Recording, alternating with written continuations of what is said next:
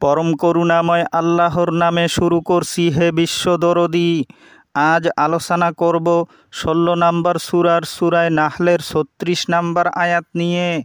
আজকের আলোচনা অনেক উচ্চ মার্গের। ভিডিওটি ধৈর্য সহকারে মনোযোগ দিয়ে শেষ পর্যন্ত শোনার অনুরোধ করছি।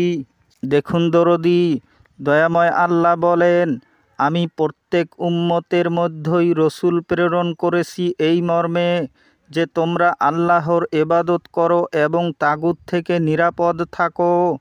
হে দরদী, এই রসুলেই হচ্ছে আপনার আমার বিবেক সত্তা, অথবা এই রসুলই হচ্ছে এক নৈবিক সত্তা বা আল্লাহ সত্তা, যিনি প্রত্যেকজন ব্যক্তির সঙ্গে সুপ্তভাবে লুকিয়ে থাকেন।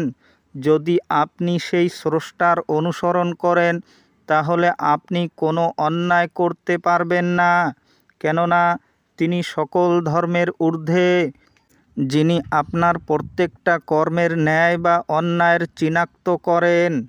অর্থাৎ আপনি যখনই কোনো অন্যায় কাম করতে যান তখনই তিনি আপনার ভেতর থেকে বাধা প্রদান করেন। তাই তার কাছে কোনো কিছু গোপন করা সম্ভব নয়।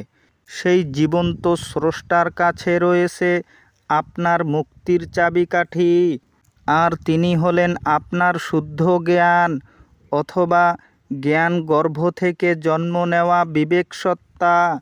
এই বিবেকেই হচ্ছে জীবন্ত স্রষ্টা, রসুল সত্তা বা আল্লাহ সত্তা, যার অনুসরণ করলে কখনো আপনি পথভ্রষ্ট হবেন না।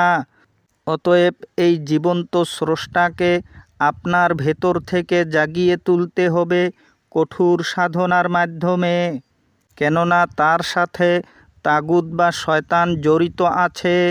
এই শয়তানের বিরুদ্ধে সর্বদা লড়াই চালিয়ে যেতে হবে। দয়াময় আল্লাহ বলেন, যারা বিশ্বাসী তারা লড়াই করে সত্যের পথে, পক্ষান্তরে যারা কাফির তারা লড়াই করে শয়তানের পক্ষে। সুতরাং তোমরা লড়াই চালিয়ে যাও শয়তানের পক্ষাবলম্বনকারীদের বিরুদ্ধে। দেখবে শয়তানের চক্রান্ত একান্তই দুর্বল। সূরা নিসা আয়াত নং ৭৬। হে দরদী, এই লড়াই অন্য ধর্মাবলম্বীদের বিরুদ্ধে নয়, এই লড়াই হচ্ছে আপন নফসের বিরুদ্ধে। আপন নফসের সাথে লড়াই করে নফসকে বশ করতে পারলেই স্বয়ং প্রভু তার কাছে ধরা দেয়। তখন তিনি আর ব্যক্তি সত্তায় না থাকে, এক নৈবিক সত্তায় রূপান্তরিত হয়। অর্থাৎ তখন তিনি আর সাধারণ মানুষ নয়, তিনি অসাধারণ। তিনি হলেন আল্লাহর চেহারা, অথবা আদম সত্তা বা বিবেক সত্তা, অথবা রসুল সত্তা। সেই অসাধারণ মানুষের সান্নিধ্যে গিয়ে নিজের জীবন্ত স্রষ্টার পরিচয় জানলেই আপনিও হবেন নৈবিক সত্তা অথবা আল্লাহ সত্তা।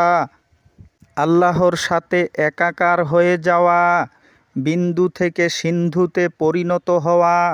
আশা করছি বুঝতে পেরেছেন। সবাই ভালো থাকুন, সুস্থ থাকুন। খোদা হাফিজ।